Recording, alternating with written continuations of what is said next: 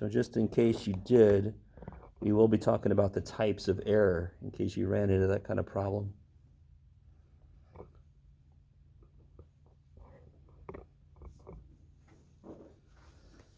Okay, I'll take that as a no.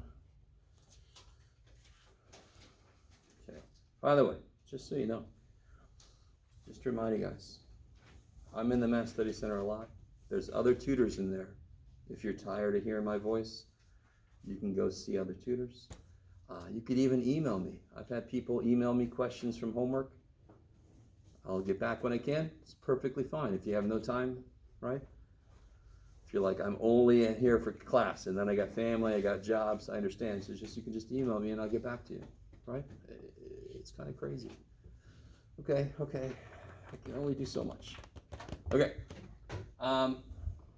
So if there's no questions from any homework, let's kind of review a bit what we did last time. I want to do one hypothesis test problem with you, and then I got a couple on a worksheet that I want you guys to do.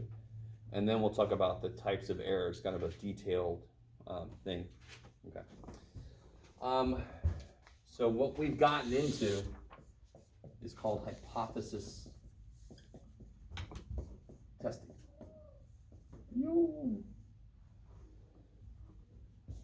So this is the heart of statistics. This is what you guys hear all the time. It's been clinically proven, blah, blah, blah. This is what they mean. They did a hypothesis test. They had an idea and they tested it, right? Something's happening. So there are 5 steps that I want from you. Don't use the worksheet in the book. The homework references a worksheet in the back of the book. You look at your book and you say, screw you, book. I'm going to use the 5 steps. The book steps are assuming you're doing everything in the calculator, right? Okay, I like it. And if you were hoping you could do that, it's too damn bad. You chose poorly. I'm a teacher that makes you kind of do things by hand. Damn you, Jeff. Okay. Everybody with me? So please, dear God, when it says use a worksheet, no. You do the 5 steps that I have on. I've got more. Oh, by the way, do I have any more? Yes. Anybody not get the worksheet that's got the 5 steps explained?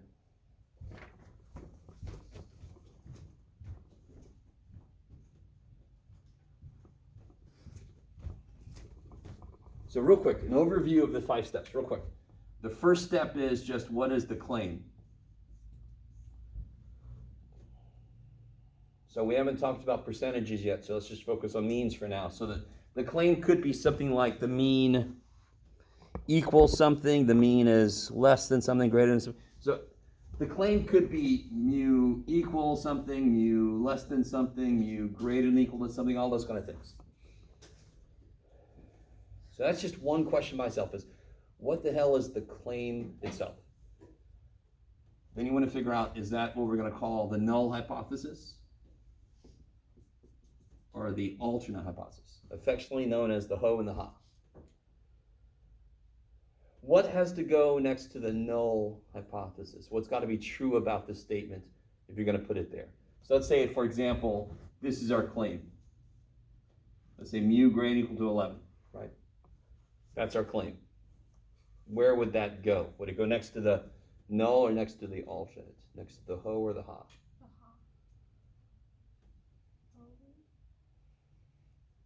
So what's got to be true about the null? It's the one that's got an equal sign in it. If that's our claim, does it have an equal sign in it? Yes, right? It's different. Isn't that different from this? Aren't those two different? No? Do you understand? What does this one mean? Can the mean be 11 in this second statement? Can the mean be 11 in this first statement? Yes. So that has an equal sign in it. So that's it. That's how easy it is. The claim has to be really pretty clear. So this claim would be, we think the mean is at least 11. That's what this is. So the way I remember at least and at most is sort of like you have to be at least this tall to ride the ride, right? So you can't be below that. You have to be that or more, greater than equal to. If it's at most, you can be at most 12 to eat off the kids' menu somewhere. So that would be 12 or under, right? Okay. So it's kind of things I keep in my head if you want to know at least at most. So that has got to go here because it's got an equal sign. It's that direct. So why is that the way it is? The way we've set this test up is that this null is always going to be the guy who thinks it's in the middle somewhere. The alternate's the one that thinks it's at an extreme position. It's different from 11. This guy says it could be 11. What would the alternate be in this case? The opposite. What's the opposite in this case? Less. Strictly less than 11. So whatever the claim is, it could go here or here. And then whatever the other one is, you make it the opposite, right? They have to be opposing viewpoints. Okay. Is this going to be a one or a two-tailed test? Which side, in order to show evidence for this guy, where would the sample have to show up? If I'm trying to show evidence that it's less than 11, A one tail. yeah, it's going to be a one tail down here, right?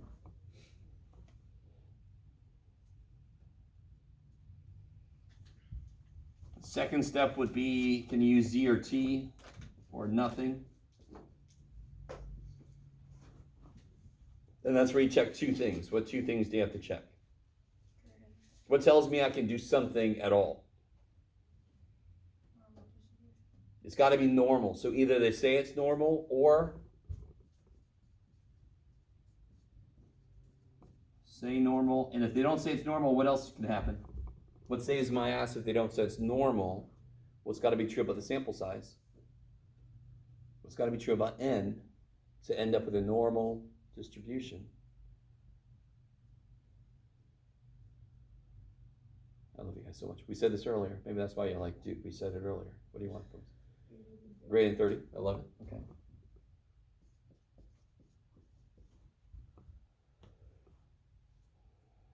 So that's one thing. What's the thing that tells me if that's true, if it is normal, what tells me if I'm going to use Z or T?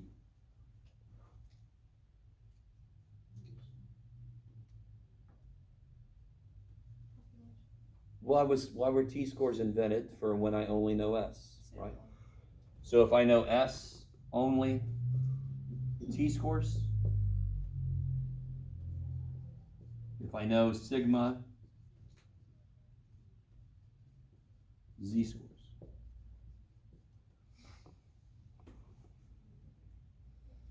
So the first step is, what the hell are we talking about? The second step is, what can we use to talk about it?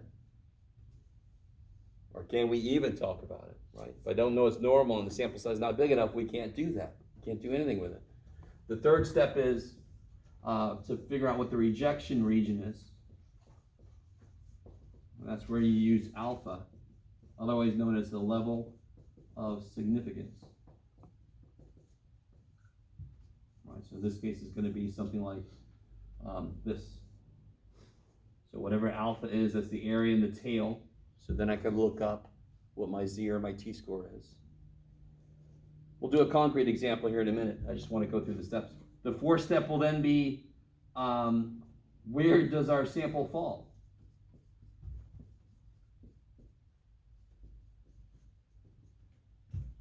Right, we calculate Z star, and then we see, does it fall over here or does it fall in there? If it falls far enough away, that means this guy looks wrong. That means this guy looks right. Sorry, this guy looks wrong. This guy looks right. If I got a sample that was way the hell over here, that is evidence that the actual mean is less than 11.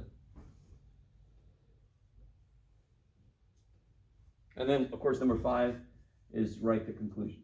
So let's do a concrete frickin' example, right? Let me make sure I'm getting all this stuff. Okay.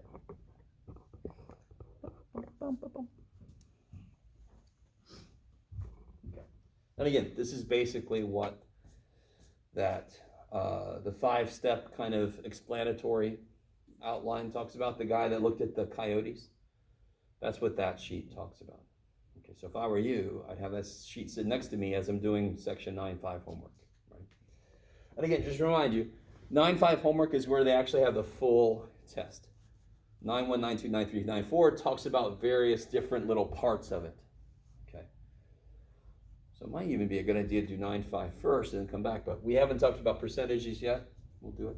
So let's do a concrete problem, and then I'll give you this worksheet and let you guys try a few out on your own. I'm going to take all this away. Okay.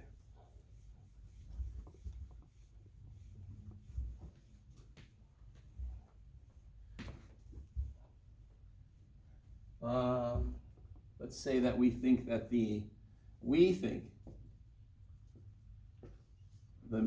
average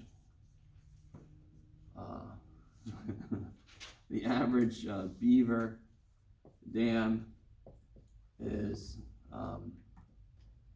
5 feet thick. Okay. Really strange. I don't know why we're having this thought. We are. So hey, leave me alone. Okay, everybody with me. So we have this hypothesis about beaver dams. I think they're 5 feet thick. So how do we check that? So in science, we have a feeling. And what do we normally do in science? We try to disprove it. Right? So we try to disprove and disprove and disprove. So for example, the theory of gravity. We have an idea, a theory, and then we try to disprove it. And the more experiments we do that fail to disprove it, the more we believe in it. The more that we have evidence is probably true. Okay, enough of that. Okay, you all know apples fall, all kinds of stuff. So how are we going to check this? Well, we take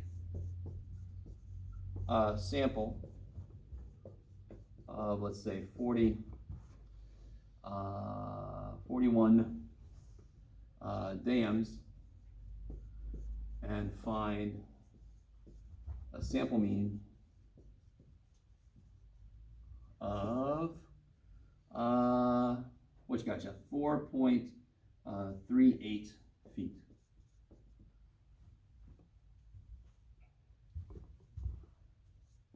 With the standard deviation of, what makes sense here, Jeff?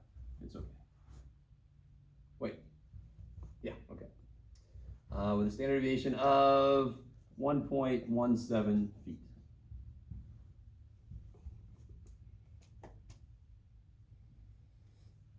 Okay. So now I'm gonna have to Google this later because I completely made this up, but now I'm kind of curious. I'll figure it out. Okay. Is everybody with me? I mean, does this just make sense? We have a feeling about something. We go out, take a sample to kind of check that theory out. We're trying to disprove that statement. So, first step. Can somebody tell me what the claim is? Yeah, the only person making a claim was us. We think this is true. So we think the mean is 5.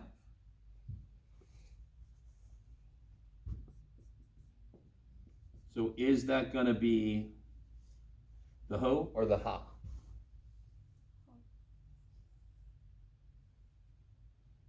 What do you guys think? Is it going to be the ho or the ha? The ho. I love it, right? Because it's got an equal sign, right? So what's the other dude going to be? What's the opposite of equal to? It's kind of funny. Not equal to. How can you be not equal to something? You can either be bigger or smaller. So does it make sense that when you have a not equal to situation, it's going to be a two-tailed test? How do I show something isn't equal to 5? Well, I show it's more than 5 or less than 5. So this is going to be a two-tail test.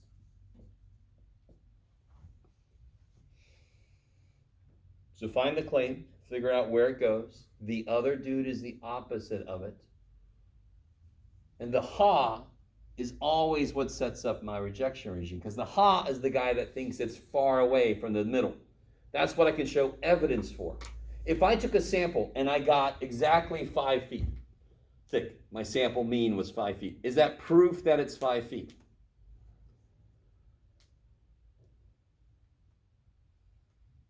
I love you guys so much. You're all like looking at me like, please start making sense. If I take a sample and I find an average of 5 feet, is that proof that the population mean is 5 feet? Nope. Is it evidence? Yeah. But at the most we can say is it does not disprove that it's 5 feet. That's really obvious. If we got a sample mean of 5 feet, well, that doesn't disprove. If I got a sample mean of 4 feet, is that enough to disprove that it's 5? And just to be nice, why can I not answer that question? Is 4 feet far away from 5? Do we know? No. It depends on what the standard deviation ends up being. Right? Okay.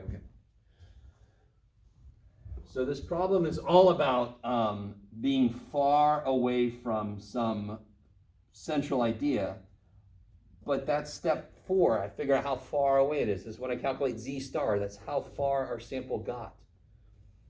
Okay. Second step.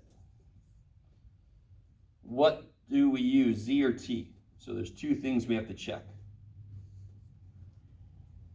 What's the first most important thing? What tells me I can do something? Did I say that this is a normal distribution anywhere? No. But what saves our ass?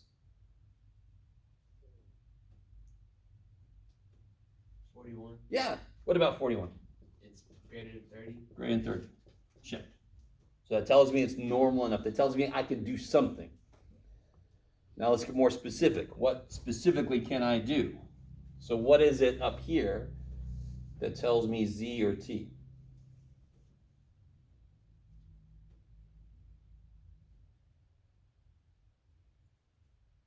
The sample. We took a sample, right? We're always going to take a sample. So be a little more specific. It's not population.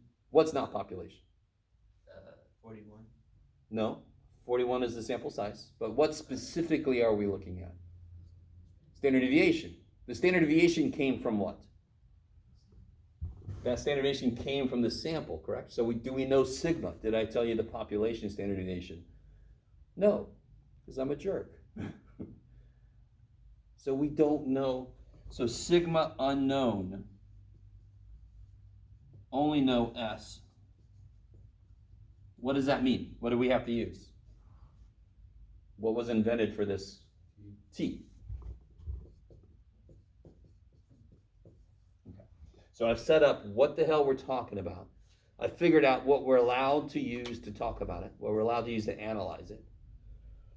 Next step is, okay, what will be good enough evidence? And then the next step after that is, did we find enough evidence, right?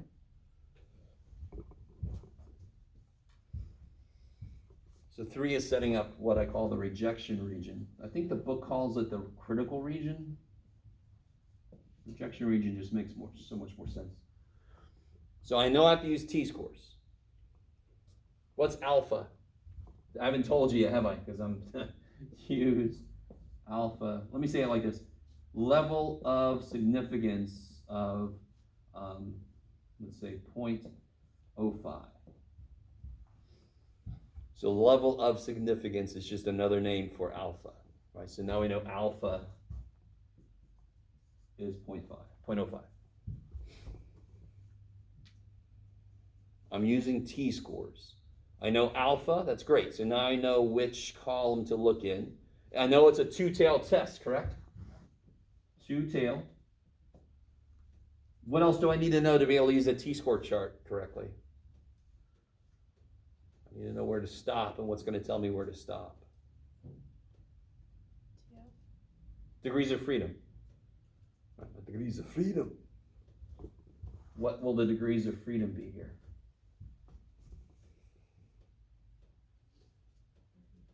Yeah, so it's always n minus 1. So 41 minus 1, so 40. All right, so take a minute. Don't say anything yet. Get your t-score charts. Look that t-score up.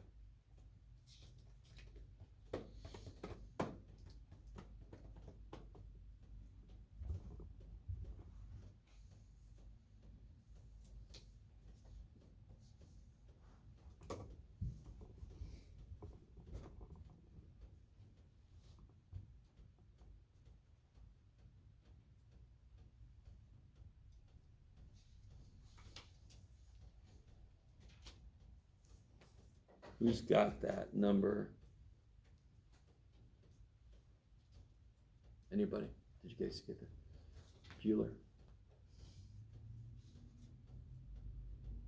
Did you find the number? Anybody?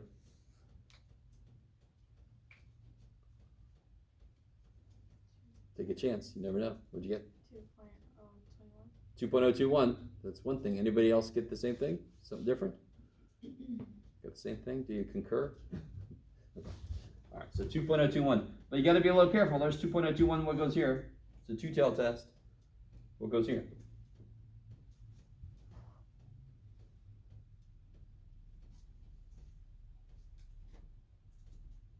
What am I doing up here? I don't know. It's symmetric. So that's 2.021. That's got to be negative 2.021. So I'm always going to ask you to put this into words. So I want a picture and I want words. So what I do for myself is I shade this in. So if T star, how do I get in there? What do I have to be compared to 2.021? T star's got to be greater. If T star is greater than 2.201 or T star is less than negative 2.021, we can reject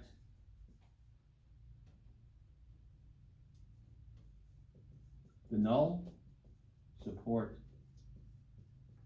the alternative. Now, why the hell does any of this shit make sense? Which one of these two thinks that the mean is 5?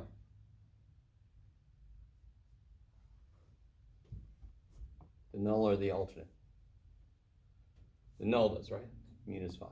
So, any sample, if he's right, any sample I take should be close to 5. What we just established is what's far enough away. Right? So does this make sense? If the actual mean is 5 and I take a sample, you would expect to get a sample mean close to 5. If the actual mean is not 5, what would we expect to get? A sample mean that's not 5. Yes?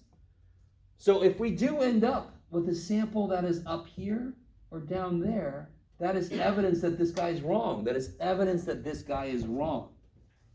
That is evidence that this guy is right.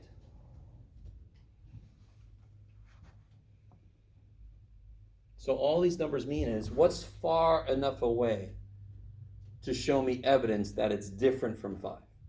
Because again, if I get 5.1, that does not equal 5, correct? 5.1 is not equal to 5.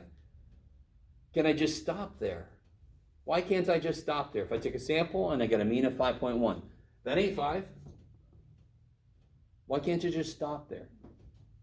And I don't know, some of you guys might now be saying to yourselves, I don't know, why the shit don't we just stop there, man? I didn't get 5, I got 5.1. Why can't I just stop there? Yeah, I don't know how far that is. And just the fact that it's different from 5 doesn't mean shit. If I take a sample, more than likely that sample is going to have a different average than the whole population. It's just variability. I'm going to happen to pick higher or lower numbers. So it's almost weird if I get exactly 5. That's almost weird, right? If you flip the coin 10 times and you got exactly 5 heads, well, that's a little weird. It's not crazy, but, right? Maybe. Okay.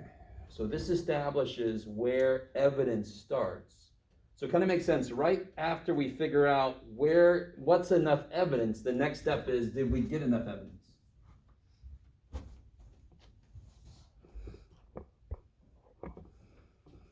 Well, thank the gods that the formula for T and Z are the same.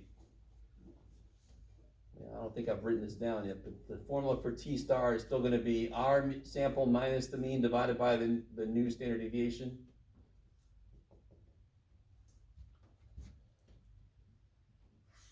So step 4 is just saying, where are we on that picture so I can tell what the answer is. Somebody help me out. What's X bar? The standard deviation divided by. No. What's X bar? Not SX bar, just what X bar. 4.38. What's S?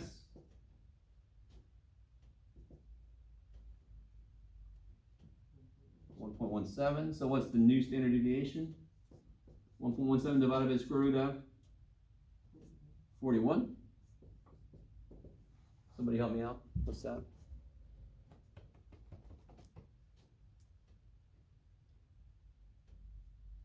I think it's going to be 0.193.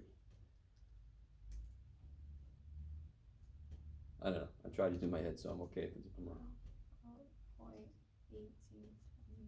Oh, 1.8. Oh, I'm not too far. So 1.8 what now? Sorry? 27. So 1.83. Okay. That's pretty close.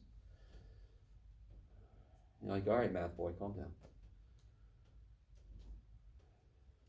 You guys with me so far? I mean, this is the same thing we've been doing since chapter 7 and 6 a little bit, yeah. Get the new standard deviation. I've got everything I need. And here's the thing you gotta realize. What is mu? We're assuming the mean is 5. So we always assume that this number is correct. So it's gonna be our data, 4.38, minus 5. How far away from 5 is that? Divided by the new standard deviation, 0.183. So I made these numbers up on the fly. Let's see what I've created here. Looks like it's going to be 3 point something negative. 62, well maybe not. Let's see. I don't know what the hell it's going to be. Yeah, it's going to be 3 point something, I think. That's specific, Jeff. Leave me alone. 62 over 18 is 31 over 9. It's about, nobody's going to help me out. Thank you. I think it's like 3.2 almost, negative 3.2. I could be totally wrong. Yeah, it should be negative. Yeah. Oh, negative point, or negative 3.37. 3.37? 9. 3.38? Yeah. Okay. Is anybody else trying that out? Did you guys? Yes. What did you get for, like, what are you dividing? The square root of 4? Oh, here? 41. 41, yeah. Because this is just S divided by the square root of n, right? Yeah. Anytime I take a sample and I'm talking about sample means, I've got to change the standard deviation. Okay, I like it. That we learned back in chapter 7. So where does that fall on the picture? Negative 3.38. Where's this on the picture? It's freaking way down here, right? So this is our, oh, poor little red dude. That's our T star.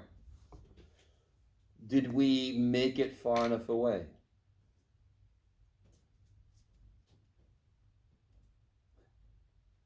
How far away did we have to get to show evidence that this guy's wrong? We had to get that far away, right? And we made it more than that. So that means I can immediately write that we reject the null, support the ha.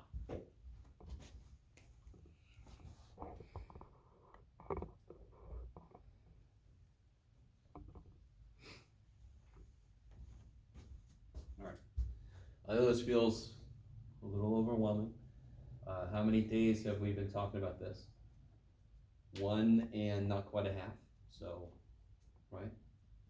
It takes a little to get used to. Every step is pretty straightforward. It's just that when you think that you have 5 steps and they're all kind of have a little bit of work, you feel a little overwhelmed.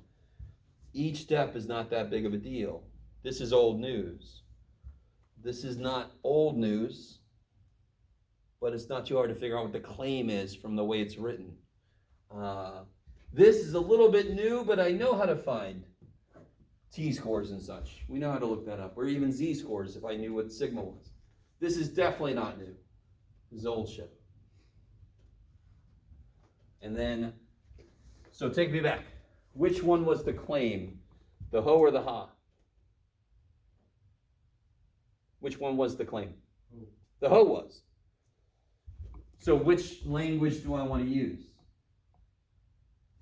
So for step 5, I want to write the conclusion. The conclusion's got to reference the claim. The claim was the host, so I'm not going to use this language. I'm going to use that language. People get to the conclusion and they're like, I don't know what the hell to say. I'm just going to take a chance, right? But there's no guessing. You know the claim was the host, so then you're going to use that language. We have found sufficient evidence.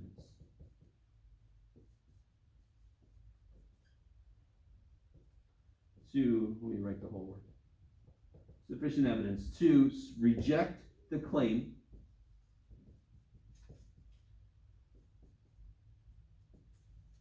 that plagiarize. Beaver dams have an average thickness of 5 feet.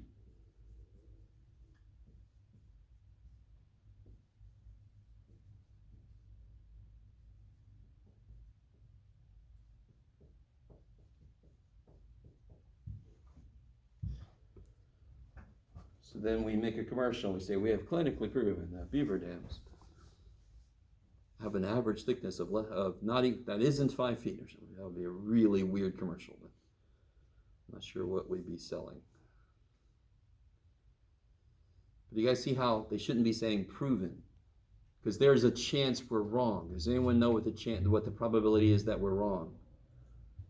Anyone know what the probability is that we're wrong? And I love it if somebody's out there is like, man, with me it's about 80% with that. No, but there's an official probability we're wrong. We know what it is. What's the probability that this is the right place for the mean? Meaning, what's the probability that we do get a sample out here? Well, how much area is in the tails?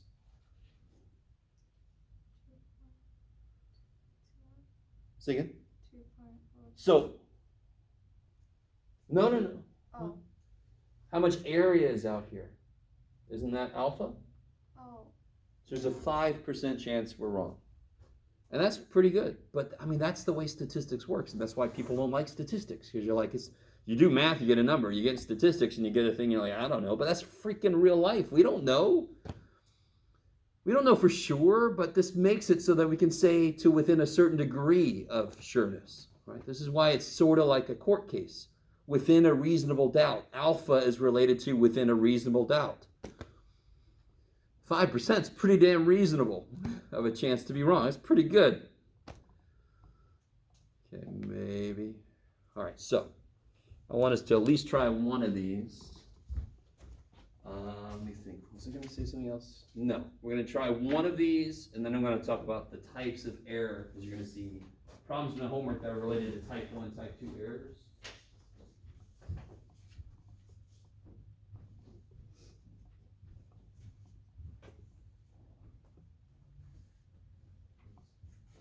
I want you guys to try to do number 1 here. And it's an exciting problem about Ford. Did I not change that? I guess not. Ford Focus. Yeah. I don't even know if they make Focuses anymore. Foci?